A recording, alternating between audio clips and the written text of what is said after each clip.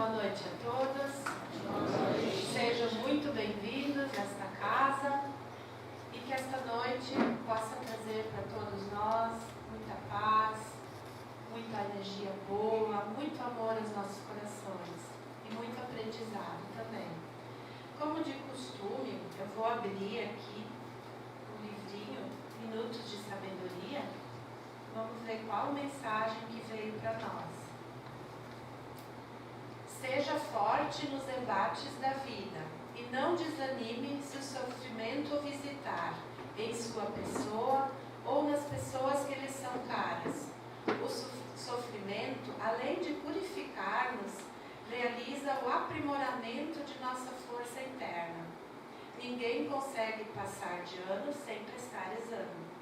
Ninguém consegue progredir sem sofrer o exame da natureza, que verifica se realmente sabemos ser fortes suportando as dores.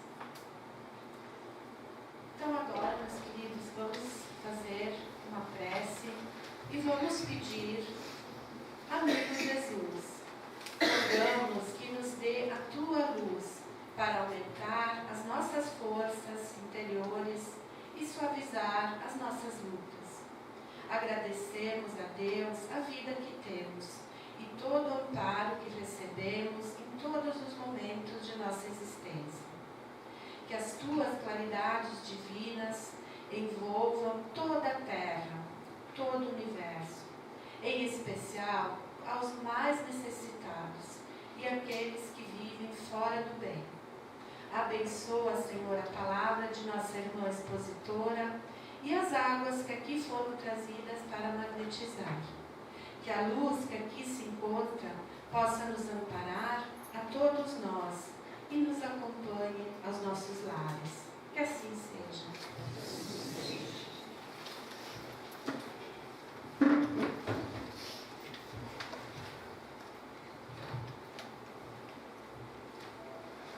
Boa noite a todos, sejam todos bem-vindos.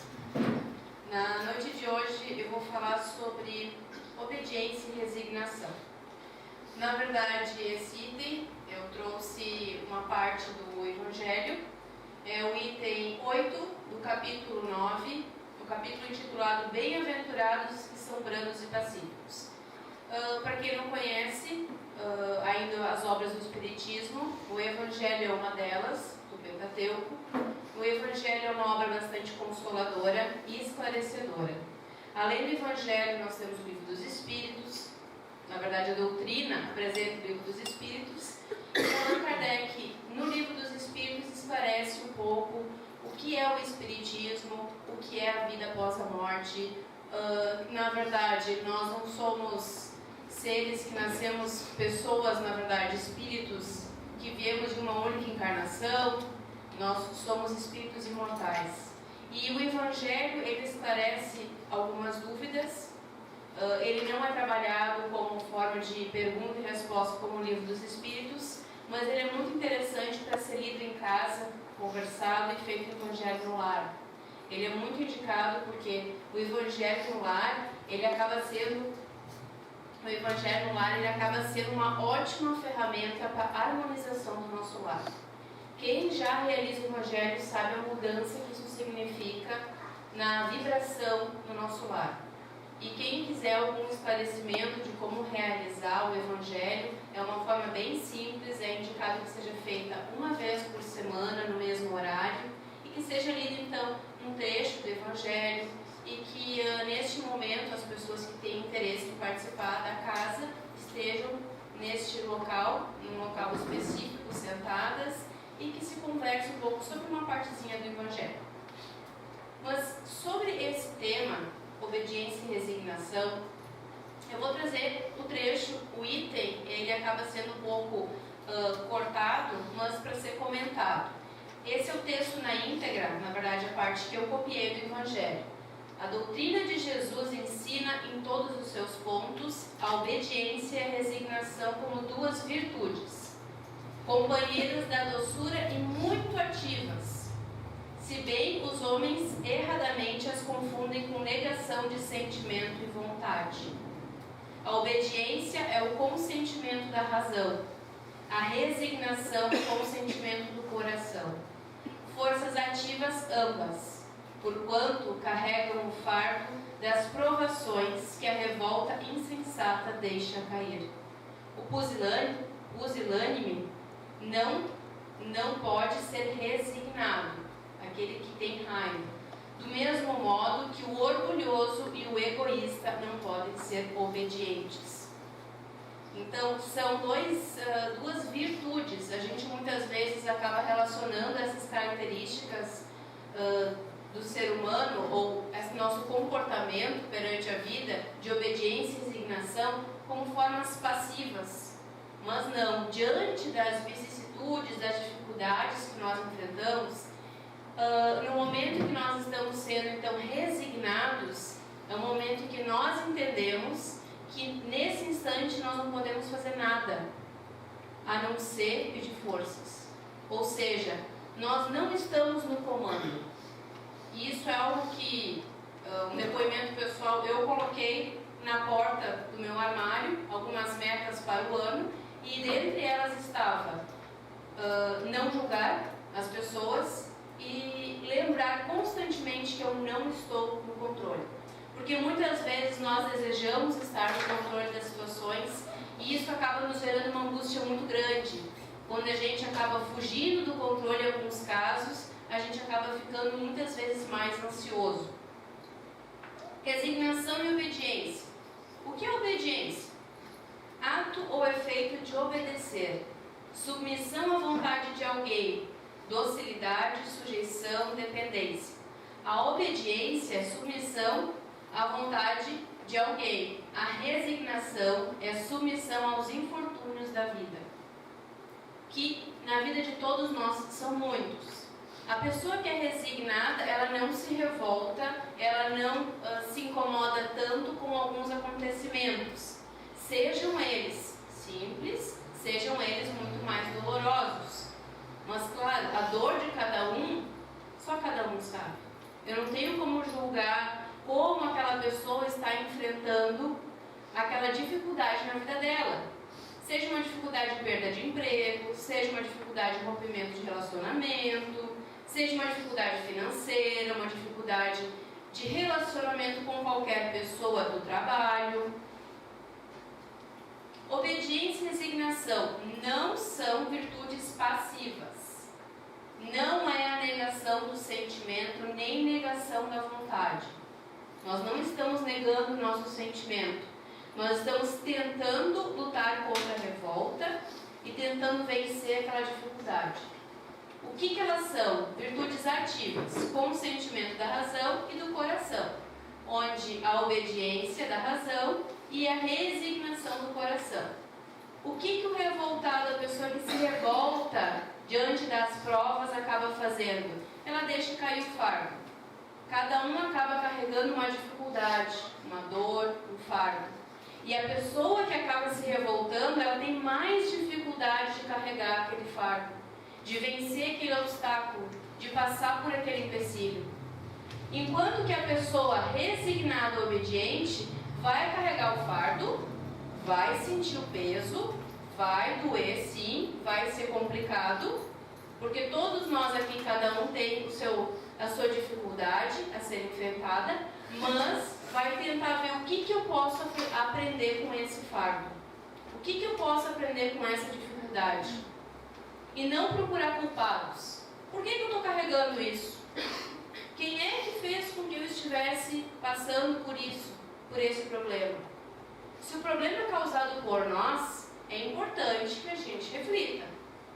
Eu estou com dor no estômago. O que eu posso ter comido que me deixou com essa dor no estômago? Eu não vou mais comer. Agora, só ficar reclamando que eu estou com dor no estômago não vai passar a dor. Vai só aumentar a dor.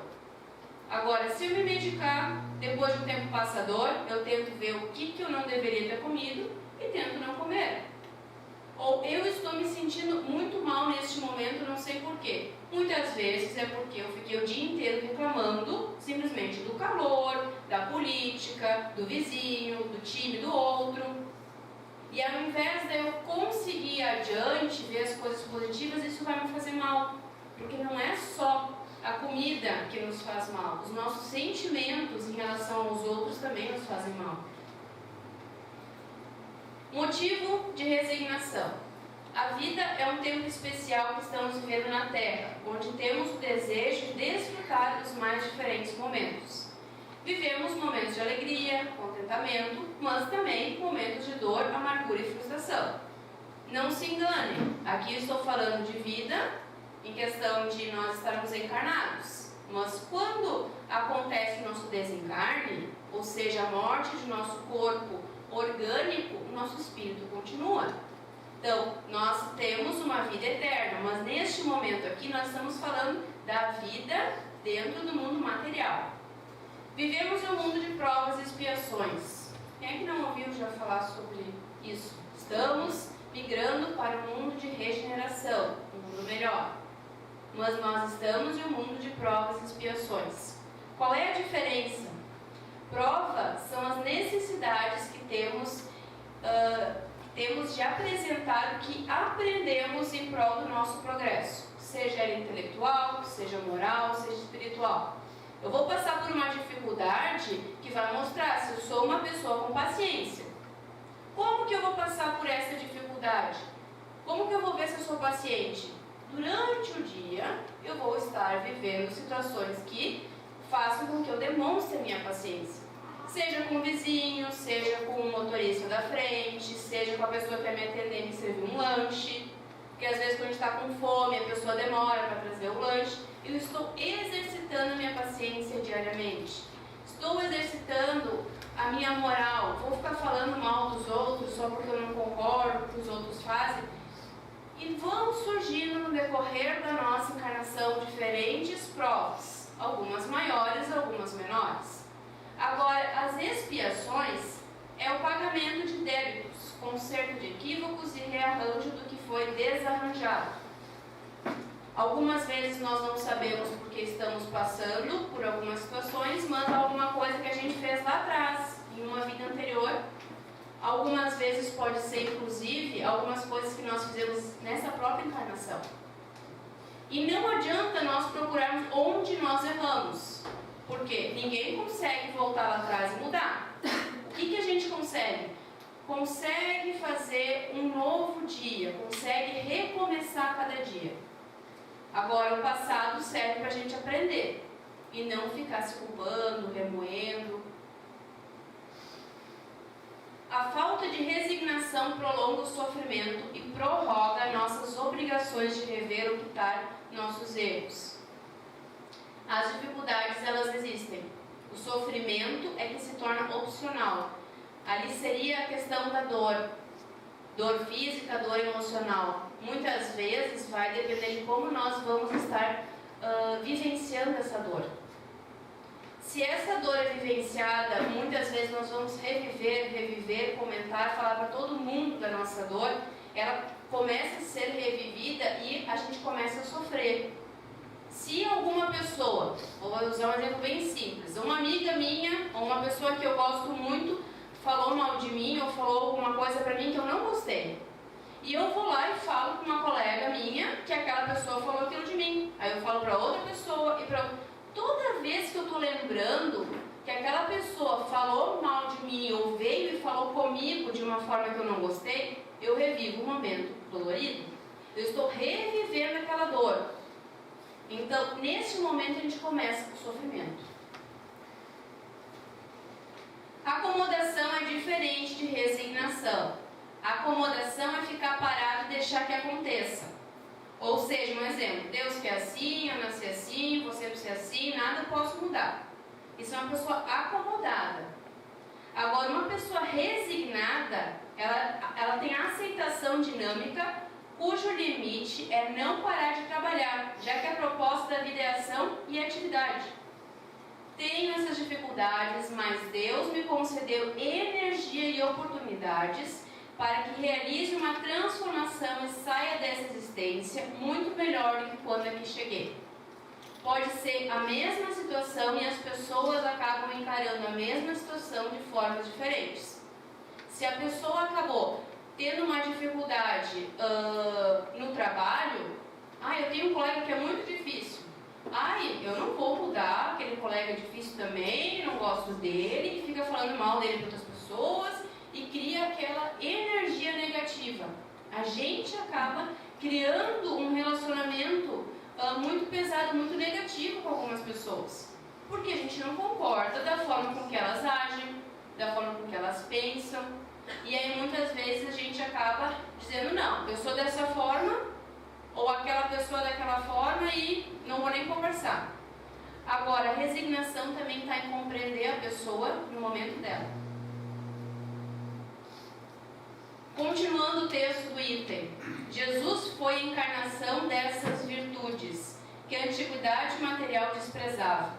Ele veio no momento em que a sociedade romana perecia nos desfalecimentos da corrupção. Veio fazer que no seio da humanidade deprimida brilhassem os triunfos do sacrifício e da renúncia carnal. Com firmeza e doçura Cristo ensinava. Ele era firme, mas ele era doce também. Ele sabia como expressar o que ele gostaria de passar para as pessoas. E como ele ensinava? Pelos exemplos principalmente. Desta forma, seria importante que ensinássemos também, que utilizássemos isso, encarássemos assim a tarefa da educação. Sim e não, bem estabelecidos, com limites e com exemplos. Ou seja, se a gente quer evangelizar alguém, seja os nossos familiares, sejam as crianças, quem a gente precisa evangelizar primeiro? A gente. Se eu quero ter um filho, eu digo ao meu filho, filho, tu não pode mentir. E aí vem uma pessoa ali me procurar no portão e eu digo, olha, diz pra ele que eu não estou. O que vai adiantar? Eu não estou dando exemplo. E sim, muitas vezes fazer a reforma íntima, se conhecer, se melhorar, é um desafio. Só que é um desafio que você vai auxiliar não só a sua família, não só as pessoas que estão ao redor, você vai auxiliar primeiro a você. Porque se você está querendo se melhorar e você vai ser exemplo para os outros, quem vai estar ganhando primeiro vai ser você. Por isso que eu estava ouvindo uma palestra do Haroldo essa semana, e eu me lembro que ele comentou algo que, assim, realmente fez muito, claro, muitas coisas que ele fala fazem muito sentido, mas as pessoas, se soubessem o bem que faz para si fazer o bem ao próximo, elas fariam mais o bem. Porque tudo que a gente faz, retorna. Então, o que eu quero de bom para o outro vai voltar para mim. Pode não ser que para aquela pessoa retorne para mim, mas outra pessoa vai ver e em algum momento o bem que eu faço para uma pessoa vai retornar para mim. Então, todo bem que a gente fizer vai retornar. Agora, se a gente é uma pessoa que também não tem bons hábitos assim de falar das pessoas, o retorno também não é muito positivo em relação a isso. Cada época é marcada assim com um cunho da virtude ou do vício que tem de salvar ou perder. A virtude da vossa geração é atividade intelectual, seu vício é indiferença moral. Digo apenas atividade porque o gênio se eleva, de repente descobre por si só horizontes que a multidão somente mais tarde verá, enquanto a atividade é reunião de esforços de todos para atingir um fim menos brilhante, mas que prova a elevação intelectual de uma época. Submetei-vos à impulsão que vimos dar aos vossos espíritos, obedecei à grande lei do progresso, que é a palavra da vossa geração. Isso são os espíritos trazendo essa mensagem. Então, quem fala, quem escreve, é o espírito Lázaro, Arias, 1863. Ai do espírito preguiçoso, ai daquele que cega o seu entendimento, ai dele, porquanto nós, que somos os guias da humanidade em marcha, lhes aplicaremos o látego e lhes submeteremos a vontade rebelde, por meio da duplação, do freio e da espora. Toda resistência orgulhosa terá cedo ou tarde de ser vencida. Bem-aventurados, no entanto, os que são brandos, pois prestarão dócil ouvido aos ensinos. Aquelas pessoas que acabam tentando entender, compreender mais as atitudes dos irmãos, por mais que a gente não goste. Eu digo as pessoas, eu também me coloco, quando diz as pessoas, a gente tem que se incluir nisso, não são os outros. Quando nós acabamos julgando ou não aceitando o posicionamento atual daquele indivíduo e só criticamos, ou acabamos, na verdade, criando inimizades com ele, a gente vê que a gente acaba esquecendo que ele está em um nível, talvez, de entendimento. O crescimento dele naquele momento está um entendimento, naquele momento dele é aquele, e o nosso em um momento é diferente. Muitas vezes eu acabo comentando com alguns amigos, com pessoas também que acabam estudando Espiritismo, que eu acho que há 2 anos atrás eu pensaria totalmente diferente em relação à mesma situação, em relação à mesma frase, em relação ao mesmo texto que é trazido no Espiritismo. Por quê? Por que a gente pensa diferente? Porque a pessoa que eu era 2 anos atrás eu não sou mais. A pessoa que eu era há 1 ano atrás eu não sou mais. Por isso que a leitura, o comentário, a vivência do Evangelho ela é tão importante. Porque a gente vai aprendendo. E como a gente cresce, a gente pode crescer de 2 formas, aprender, na verdade, de 2 formas. No amor ou na dor. Então, são as 2 formas que a gente tem de aprender. Resignação, o que é? Aceitar determinada situação ou emoção sem revolta, sem reclamação e com paciência. E é difícil de ter paciência com algumas pessoas, com algumas situações, com algumas coisas que nós queremos na nossa vida e que nós não temos o controle delas. Não buscar mudar as pessoas ou sofrer com atitudes delas, atitudes que elas têm conosco ou com os outros. Expressar com amor a opinião e dizer sinceramente o que sente em relação à situação. Quando a pessoa estiver aberta ao diálogo, ou seja, se eu tenho um amigo, se eu tenho um familiar e eu quero muito falar para ele algo que é muito importante em relação ao seu comportamento, eu não vou falar com ele sobre isso no meio de uma discussão. Ou eu não vou começar criticando ele. Por quê? Nenhuma pessoa só tem defeitos. Todas as pessoas têm defeitos e qualidades. Aqui, eu acho que ninguém é espírito puro. Eu estou muito longe de ser um espírito puro. Todos nós aqui, pelo que eu saiba, somos espíritos imperfeitos. Erramos, acertamos. Temos muitas qualidades, temos muitos defeitos. Então, é importante que a gente lembre disso também na convivência. Certamente estamos na família que deveríamos estar. No entanto, a gente aceita de forma resignada os nossos familiares. A gente acaba aceitando a forma com que eles, a opinião deles em relação a alguns assuntos. Será que às vezes a gente não quer sempre ter a última palavra? Talvez naquele momento, a gente falando algo, a pessoa não vai ouvir, ou não adianta insistir em relação a algum assunto. Não procure razões ou culpados pelo que lhe acontece de ruim. Busque aprender com as dificuldades, dizendo o que posso aprender com a situação pela qual estou passando. Muitas coisas, muitos acontecimentos na nossa vida, nós somos responsáveis. Se eu tiver uma certa doença no pulmão e eu fumei durante toda a minha vida, eu tenho responsabilidade sobre isso. Agora, pode acontecer sim de eu ser uma pessoa que eu não fumei a vida inteira, eu me alimentei bem, eu fui uma pessoa que tive hábitos saudáveis e acabei desenvolvendo um problema no meu pulmão. O que pode ser isso? Pode ser sim uma prova, pode ser uma expiação, pode ser que em uma vida anterior eu acabei não cuidando da minha saúde, mas não vai adiantar eu remoer o que eu fiz lá atrás. Ninguém consegue contar. Tá, o que eu vou fazer? Primeira coisa é dar o diagnóstico. O médico não precisa nem dizer que você para de fumar, porque isso acho que já é óbvio. Paro de fumar e tento ver o que eu vou fazer daqui por diante. Isso é só uma questão de hábito, em questão de vícios, mas nós temos outros hábitos, que são os hábitos mais difíceis, que são os vícios emocionais, os vícios da angústia, os vícios da ansiedade, que nós somos pessoas ansiosas e queremos tudo muito imediato. Encontramos melhor a solução para os problemas que surgem quando buscamos superá-los e ao mesmo tempo aprender com a lição que eles possam estar nos ensinando. A imagem ali mostra uma criança batendo a cabeça dela no obstáculo. Ela não consegue passar. Se ela estiver de pé, ela não consegue. Tem tem duas formas, ou ela passa por debaixo, ou ela tenta de alguma forma passar por cima do obstáculo. Agora, o que ela vai aprender? Que ela tem que se abaixar, ou que ela tem que fazer um esforço enorme e passar por cima. Ela vai ter que aprender a passar por esse obstáculo. Ele está ali parado, está impedindo que ela vá para frente? Sim. Agora, se ela ficar batendo a cabeça naquele obstáculo e ficar naquele obstáculo, ela não vai aprender que ela pode passar por baixo.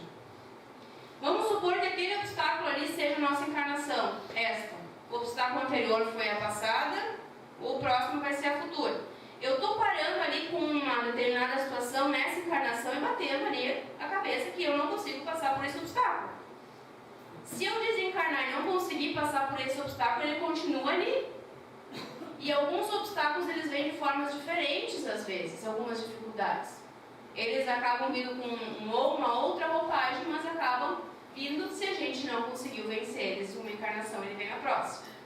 Ser resignado, aceitar algumas situações difíceis pelas quais passamos e aprender com elas. Buscar compreender nossos irmãos e não julgar buscar compreender nossos irmãos e não julgar eles. Desculpa pelo não amasso. O que mais criticamos talvez seja exatamente o que também apresentamos como imperfeição ou como gostaríamos de ser, mas não somos. Às vezes a gente critica a pessoa que é espelho.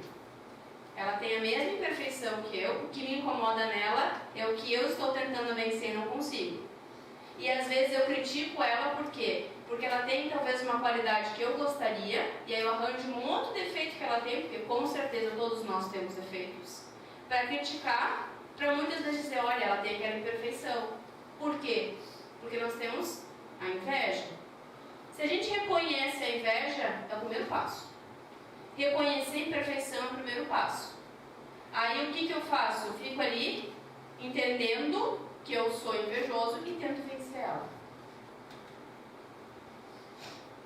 Ser obediente é muitas vezes fazer a vontade do outro, mesmo que ele pense de forma diferente. É acreditar e confiar no próximo. Nós confiamos realmente em Deus. Em os momentos de dificuldade, em que nós não sabemos o caminho que a gente vai estar trilhando, se não é talvez o caminho que nós queremos estar trilhando, a gente está confiando nele. Pessoas em situações difíceis constroem nossas virtudes, principalmente a paciência. E o teimoso, muitas vezes se acha persistente, quando na verdade deve ser um pouco mais resignado. Existe uma diferença entre teimosia e perseverança.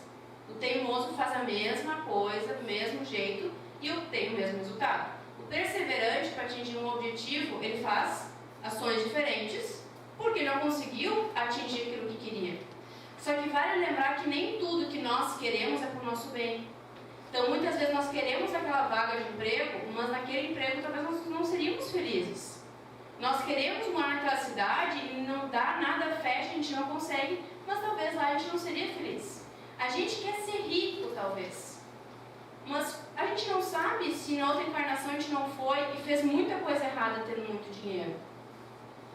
Então, na verdade, nós não temos o conhecimento total das nossas encarnações anteriores, mas por alguns acontecimentos nesta, nós conseguimos ter uma ideia do que nós falhamos no anterior. E aqui então tem na verdade uma imagem que eu acho muito bonita. Eu vi esses dias um comentário a respeito da metamorfose, dessa transformação que a borboleta passa. E na verdade a gente acha que é um milagre. Não, é uma transformação que todos nós estamos passando. Lamento informar, mas eu acho que a gente está na lagarta ainda, tá? Então a gente está tentando virar borboleta. Se Deus ali tirasse em uma partezinha o casulo da borboleta, vocês acham que ela conseguiria voar? Não, né? Várias histórias dizem isso, que o menino fica ansioso e tirou o casulo para a borboleta voar, não conseguiu. A gente vai ter várias dificuldades ainda até nos tornarmos espírito realmente puro, espíritos puros. Nós estamos avançando, estamos evoluindo, e cada um no seu tempo, cada um no seu caminho, cada um tem o seu momento evolutivo. E para encerrar então, os espíritos progridem mais ou menos rápido, dependendo da sua vontade e da submissão a Deus. A gente não pode forçar a caminhada dos nossos companheiros. A gente não pode entender que a caminhada deles é diferente da nossa. Assim como a gente também não pode se culpar em relação à nossa caminhada. Eu gostaria de... Eu sei que eu disse que eu ia encerrar ali, mas eu estava lendo hoje Boa Nova, que foi psicografado por Chico Xavier, do Espírito X, e ele contou aqui uma das histórias é sobre a oração do horto. Eu vou ler para vocês só o finalzinho, se alguém já lembra-se do que foi a parte da oração do horto. Foi no momento em que os discípulos, 3 discípulos estavam com Jesus, e vieram até eles então soldados, pegaram ele, e Jesus tinha pedido então para João, Pedro e Tiago ficarem com ele em oração, e eles acabaram dormindo. E João ficou, depois que Cristo foi crucificado, João ficou muito ansioso, muito triste que ele tinha dormido. E aí tem uma parte aqui, o livro é muito bom, tá? Eu indico muito porque a gente fica realmente muito emocionado. Ele fala de várias partes da história de Jesus. Algum tempo passou sem que João conseguisse esquecer a falta de vigilância da véspera do martírio. Certa noite, após as reflexões costumeiras, sentiu que um sono brando lhe anestesiava os centros vitais, como numa atmosfera de sonho. Verificou que o mestre se aproximava. Toda sua figura se destacava na sombra como divino resplendor.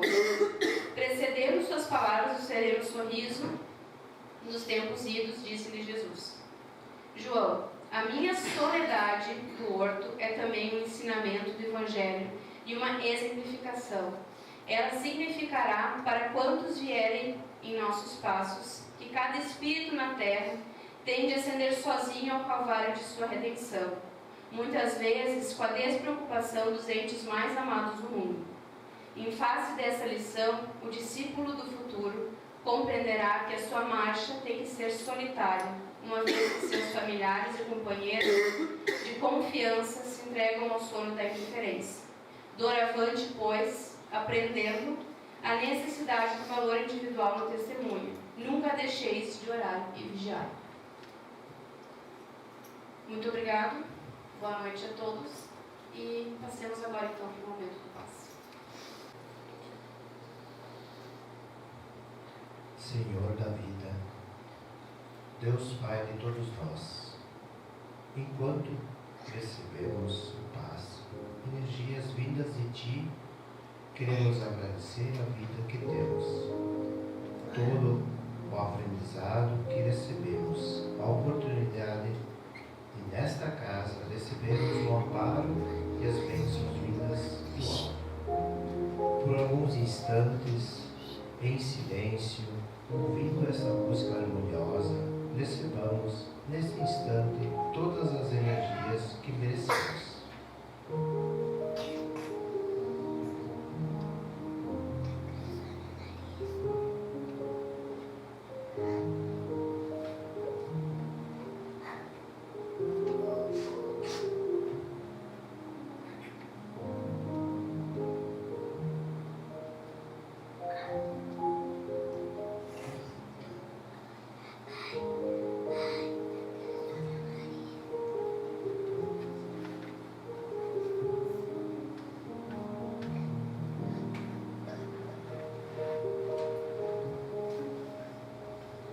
Amigo Jesus, somos eternamente gratos pelas maravilhosas energias recebidas neste ambiente de luz. Que possamos manter essas vibrações seguindo teus exemplos de paz, humildade e amor.